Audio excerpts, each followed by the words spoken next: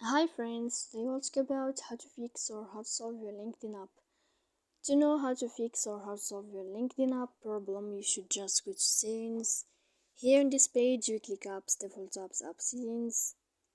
Then this list you'll enter to the window of LinkedIn app. When you'll find this page, you click on first stop and you click OK. Here we'll enter to the window of storage.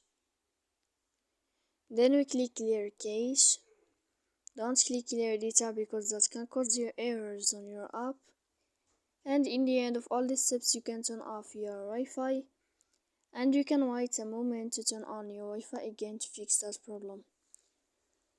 So please don't forget to support us by like and subscribe.